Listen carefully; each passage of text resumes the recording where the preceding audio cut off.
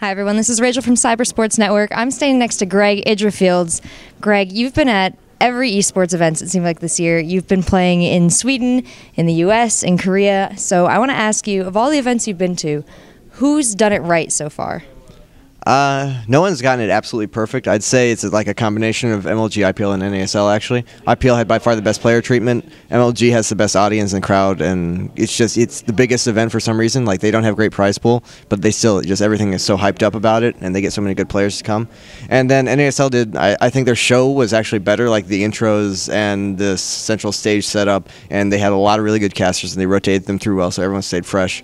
And they had a good players lounge area, which is something, IPL had the best player treatment, but the player lounge, I think, was actually better here.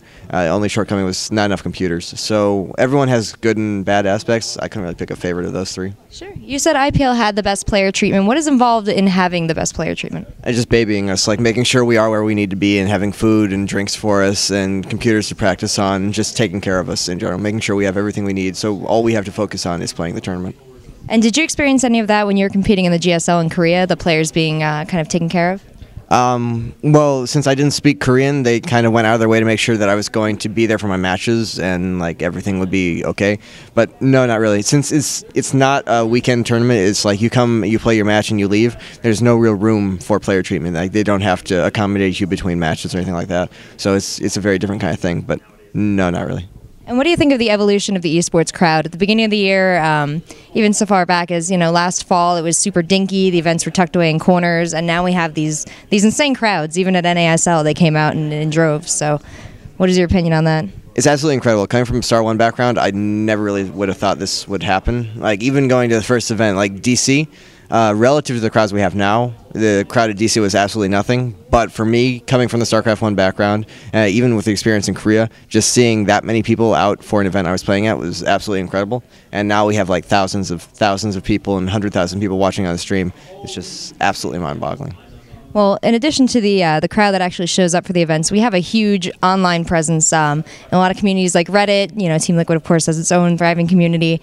And we've seen huge changes in the demeanor and what these communities embrace over the years. So what is your opinion on the way the online community has attacked and embraced StarCraft?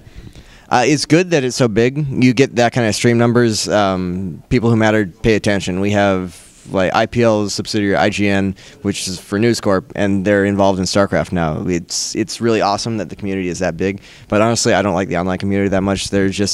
It's like all other online communities. It's really abrasive and annoying and immature and obnoxious. But of course, that's only like the vocal minority, and there's a lot of great people out there who are supporting esports and doing everything they can for it, and we wouldn't exist without them. So that's awesome. But the loud part of the community sucks.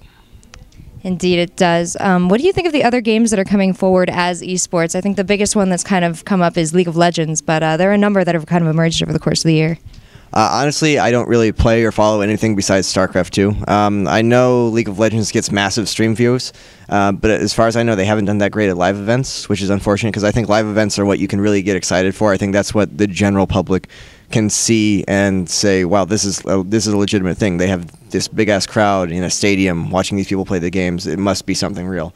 So as long as it just gets stream views and can't get live viewership, it's not nearly as valuable.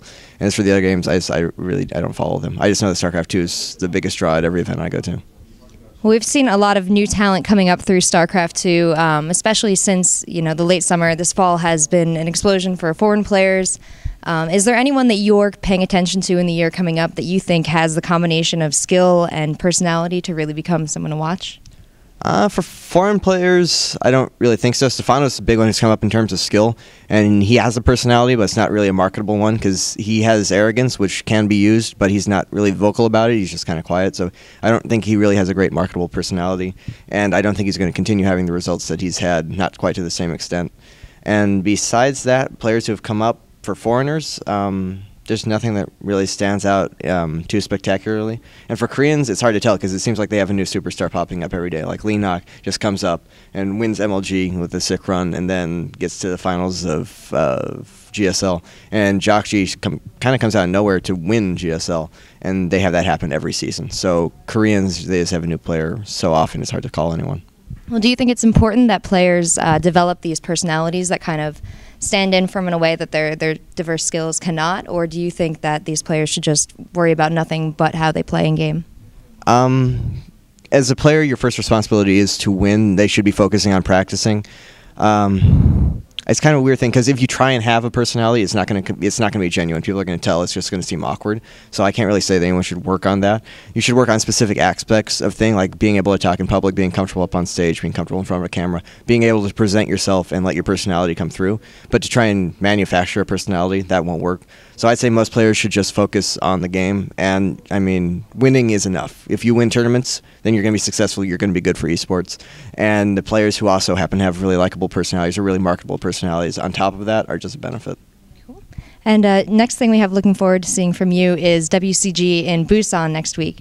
So do you have any predictions for how you're going to do? And can you tell me a little bit about what it means to you to be playing and representing U.S. in the first StarCraft 2 competition in WCG? Well, the WCG USA qualifier was so shoddy, it hardly feels like representing them. I actually didn't play the qualifiers. It's just we had to pay the registration fee, and EG is awesome enough that they could do that for me, so I got the spot.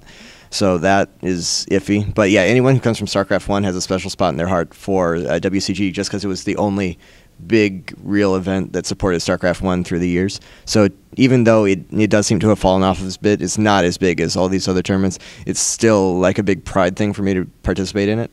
And I think I could do well. My group is pretty easy. I will pass my group no matter what. But because of our schedule, we're flying there tomorrow. And then Chris has to play an up and down match, I think, on the 7th. And so we're actually taking a train from Seoul down to Busan the morning of our matches. So that, given the exhaustion from my travel recently anyway, that on top of it, I'm not expecting to really be in my best condition. So it's not going to be an easy tournament. We'll see how it goes. Well, this tournament is right before Christmas. Are you going to be taking off for the holidays, taking a little break, or are you going to be practicing right through? No, after I play WCG, I'm just staying in Korea until the next major tournament in the West. I'm not exactly sure what I'll come back for yet.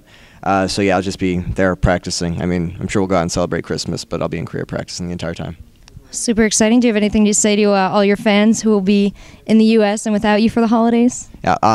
Well, we don't really have an off season. The Blizz Cup is still going to happen like near Christmas, so hopefully I'll qualify for that, and you can keep watching me over your Christmas break. If not, thank you for watching and supporting me and everything else. I'd also like to thank Team Evil Geniuses and all our great sponsors, Intel SteelSeries, Monster, Kingston HyperX, and Beyond Gaming. All right. Thanks so much for talking to us, Greg, and best of luck at WCG. Maybe I'll catch up with you there. Thank you.